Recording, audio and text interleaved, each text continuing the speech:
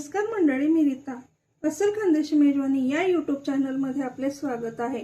आज आपण पाहणार आहोत साबुदाणा आणि बटाट्याच्या दशम्या आणि त्यासोबत आपण गोड आंबट चवीची भगर आमटी बनवतोय। चला तर मग वेळ न करता लगेच रेसिपीला सुरुवात करूया। साबुदाण्याच्या दशम्या आणि भगरच्या आमटीसाठी लागणारे साहित्य, मी इथे 3 बटाटे घेतले बॉईल करून, साबुदाणा 1 वाटी, गूळ, कोथिंबीर, भगर मी इथे 15 मिनिटं भिजवून ठेवलेली होती, तेल, जिरं, मीठ, शेंगदाण्याचा कूट, मिरची पावडर आणि मी इथे घेतलेला आहे चिंच। चिंचेच्या ऐवजी तुम्ही आमसुलही वापरू शकता। चला तर मग रेसिपीला सुरुवात करूया। साबुदाणा आपल्याला थोडा भाजून घ्यायचा आहे, 1-5 मिनिटं।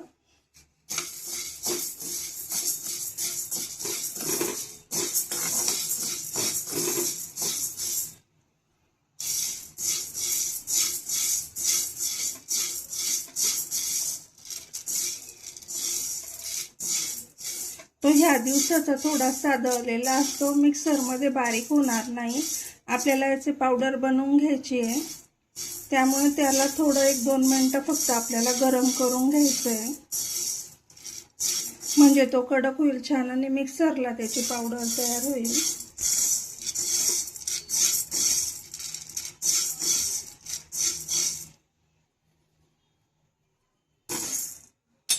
तुम्ही बघू शकता आपला साबुदाणा हा भाजून झालेला आहे। मी आता तो काढून घेते। हा आपल्याला एका प्लेटमध्ये थंड होण्यासाठी काढून ठेवायचा आहे। साबुदाणा थंड होईपर्यंत आपल्याला आमटीची तयारी करून घ्यायची आहे। मी इथे जी भगर 10-15 मिनिटं भिजवून ठेवलेली होती, त्याचं पाणी आपल्याला काढून घ्यायचं आता। आधी थोडंसंच पाणी टाकून आपल्याला हे मिक्सरला फिरवून घ्यायची आहे, याची बारीक पेस्ट तयार करायची आहे। याची बारीक पेस्ट करायची आधी हे 2 मिनिटं फिरवून घ्यायचं आपल्याला। नंतर याच्यात शेंगदाण्याचा कूट टाकायचा आहे आणि तेही बारीक फिरवून घ्यायचं आहे। पहिले हे फिरवलं का मग दाखवते। ही भगर मी छान बारीक केली आहे। यामध्ये आपल्याला शेंगदाण्याचा कूट टाकायचा आहे आता, आणि हे 1-2 मिनिट आपल्याला बारीक फिरवून घ्यायचं आहे। इथे मी शेंगदाणे आणि भगर छान बारीक करून घेतली आहे, तुम्ही बघू शकता। आणि साबुदाणा पण आपला छान बारीक झाला आहे। असं पीठ तयार करून घ्यायचं याचं। आता आपण आमटीला फोडणी देऊया। आमटीसाठी कढई ठेवली मी, यामध्ये आपल्याला आता तेल टाकून घ्यायचं आहे थोडं। तुम्ही तेलाच्या जागी तूपही वापरू शकता।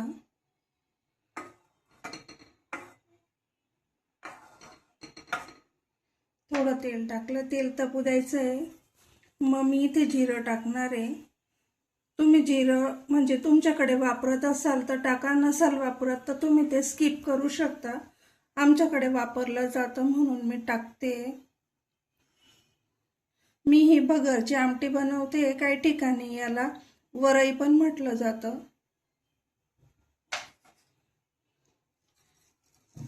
तेल छान गरम झालंय, याच्यामध्ये मी आता जिरं टाकलंय। यामध्ये आपल्याला आता थोडीशी चटणी पावडर टाकायची आहे। गॅस कमी करून घ्यायचा आहे। मी अंदाजेच टाकते, पण अर्धा चमचापर्यंत टाकायची आहे। यामध्ये लगेच आपल्याला हे भगरेचे टाकून घ्यायचं आहे आणि पाणी टाकायचं आहे। मी पाणी अंदाजानेच टाकलं आहे, मी हे फक्त 2 लोकांसाठीच बनवते, त्यामुळे तुम्ही भगर ही कमी जास्त करू शकता। तुमच्याकडे जास्त लोक असतील तर तुम्ही वरई किंवा भगर ती थोडी जास्त घेऊ शकता आणि शेंगदाण्याचं कूटही थोडं जास्त घेऊ शकता। मी शेंगदाण्याचं कूट अगदी छोटा पोहे खायचा 1 चमचाच घेतलेला होता आणि वरई पण अर्धा चमचाच घेतलेली होती, ती पाण्यामध्ये फुलली। आता यामध्ये आपल्याला मीठ टाकून घ्यायचं आहे आणि चिंच टाकायची आहे। तुम्ही चिंचेच्या ऐवजी इथे आमसूल वापरू शकता। माझ्याकडे आमसूल नव्हतं म्हणून मी चिंचेचा वापर करते। ही छान घट्ट होते, खूप घट्ट होते, त्यामुळे पाणी तुमच्या इच्छेनुसार आणि भगर आणि शेंगदाण्याचं कूट पण थोडं कमी प्रमाणातच वापरा। आता यामध्ये आपल्याला गूळ टाकायचा आहे। ही गोड आणि आंबट अशी चवीची होते, चव एकदम छान लागते याची। यामध्ये मिरची पावडर पण तुम्हाला कमीच वापरायची आहे, म्हणजे चव छान लागते। तुम्ही तुमच्या अंदाजाने कमी जास्त हे करू शकता। आता यामध्ये आपल्याला थोडी कोथिंबीर टाकायची आहे। तुमच्याकडे कोथिंबीर नसाल वापरत तर तुम्ही नाही टाकली तरी चालेल, माझ्याकडे वापरतात म्हणून मी टाकते। आता बघू शकता तुम्ही, ही अजून घट्ट होते, त्यामुळे मी याच्यात अजून थोडं पाणी टाकते। पाणी तुम्ही थंडही वापरलं तरी चालेल, काहीच हरकत नाही आहे। आता याला छान उकळी येऊ द्यायची आहे। आता हे उकळत आहे तर आपण दुसऱ्या गॅसवर ठेवू आणि इथे आपण दशम्यांची तयारी करूया।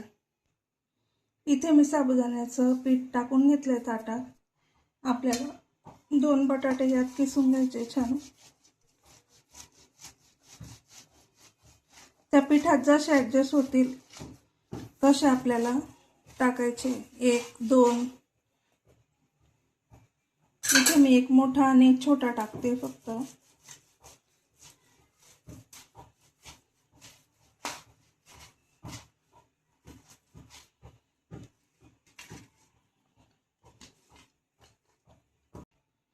बटाटे किसले आपले, यामध्ये मिरची पावडर टाकते मी थोडी,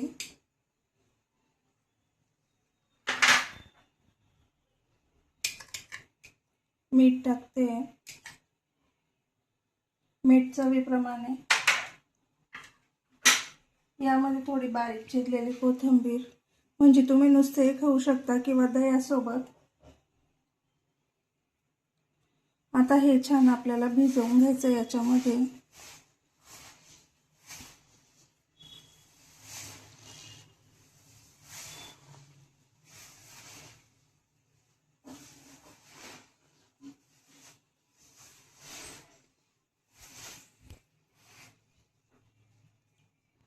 तुम्ही बघू शकता मंडळी, आपलं साबुदाण्याचं पीठ भिजवून तयार आहे।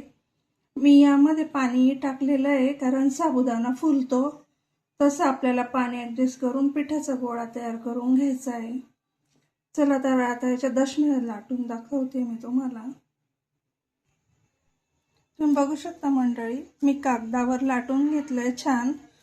ते पोळपाटाला चिटकता साबुदाणा आपला, म्हणून आपण प्लास्टिकची पिशवी घ्यायची आहे आणि प्लास्टिकच्या पिशवीवर लाटून आपल्याला भाजायला टाकायचं। आता हे तव्यावर फुल गॅसवर आपल्याला आता हे दशमी भाजून घ्यायची आहे। याच्यावर अलटून पलटून छान तेल टाकायचं आपल्याला आणि तेल टाकून भाजायची। तुम्ही तेलाच्या जागी तुपाचाही वापर करू शकता। हे बघा, मी याच्यावर तेल लावते छान।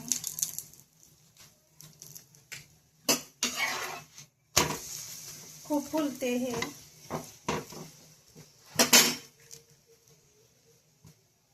दोघी साइडने आपल्याला थोडं तेल किंवा तूप टाकून छान भाजून घ्यायची आहे। तुम्ही ही दशमी बटाट्याच्या भाजी सोबत पण खाऊ शकता किंवा दह्यासोबत। मी आमटी सोबत हे करणार आहे। याच्या किनारे जे आहे ते साबुदाण्यामुळे फाटतात, याचं काहीच हे करायचं नाही आपल्याला, किंवा तुम्ही ताटलीने पण ते कट करून घेऊ शकता तुम्हाला वाटत असेल तर। मी असंच ठेवलेलं आहे।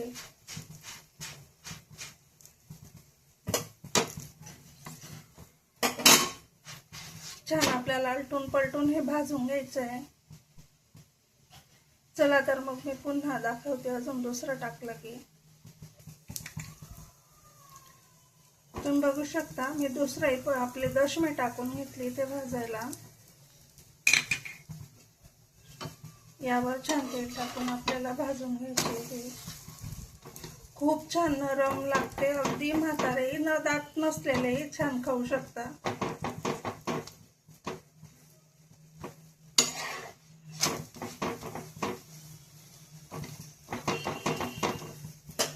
इथे आपण दुसरी एक लाटून तयार ठेवलेली आहे. अशी कागदावर लाटायची आपल्याला, म्हणजे ती पोळपाटालाही चिपकत नाही आणि लाटण्यालाही चिपकत नाही.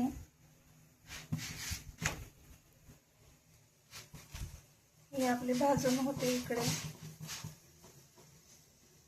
छान अशी दाबायची, दाबली की छान फुगते ती आणि मस्त नरम नरम छान लागतात खायला. चला तर मग मी असेच सर्व बनवून घेते, नंतर मग तुम्हाला दाखवते. तर मंडळी, आपली गोड आंबट चवीची भगर आमटी तयार आहे. छान तिच्यावर तरण आलंय आणि बघू शकता घट्टही झाली आपल्याला पाहिजे तशी. आता आपण सर्व करून घेऊया. तुम्ही बघू शकता मंडळी, आपल्या ह्या साबुदाण्याच्या दशम्या बटाटा आणि साबुदाणा वापरून तयार केलाय. बघा किती नरम झालाय, छान, म्हणजे कोणीही सहज खाऊ शकतं त्यांना. आणि ही आपली भगर आमटी, जी आपण आता मी रेसिपी दाखवलीच आहे तुम्हाला कशी तयार करायची. ते गोड आंबट चवीची छान होते. ह्या दशम्या तुम्ही ना दह्यासोबत, बटाट्याच्या भाजीसोबत किंवा ह्या आमटीसोबत असंही खाऊ शकता. ही आमटी आपण भगरसोबत सुद्धा बनवू शकतो, की आपण वरईचा भात केलाय त्यासोबत पण ही आमटी चालते आपल्याला बनवायला. आणि चव नक्कीच इतकी छान लागते. तुम्ही एकदा नक्की बनवून बघा. आणि रेसिपी आवडल्यास आपल्या अस्सल खानदेशी मेजवानी या यूट्यूब चॅनलला सबस्क्राईब करायला विसरू नका. एक लाईक आणि शेअर करायला पण विसरू नका, म्हणजे अजून नवीन व्हिडिओ तयार करण्यासाठी प्रोत्साहन मिळते. मंडळी, माझे व्हिडिओ हे अगदी सोप्या याच्यात मी बनवलेले असतात, तर तुम्ही सबस्क्राईब हे करत नाही. माझं असं आहे, मी नवीन व्हिडिओ बनवायला सुरुवात केलेली आहे. मला अजून एवढं जमत नाही त्याच्यामध्ये, पण मी करण्याचा नक्कीच प्रयत्न करते. तर तुम्ही एक सबस्क्राईब करा, म्हणजे मी पुढेच हे जाण्यासाठी मला मदत होईल. धन्यवाद.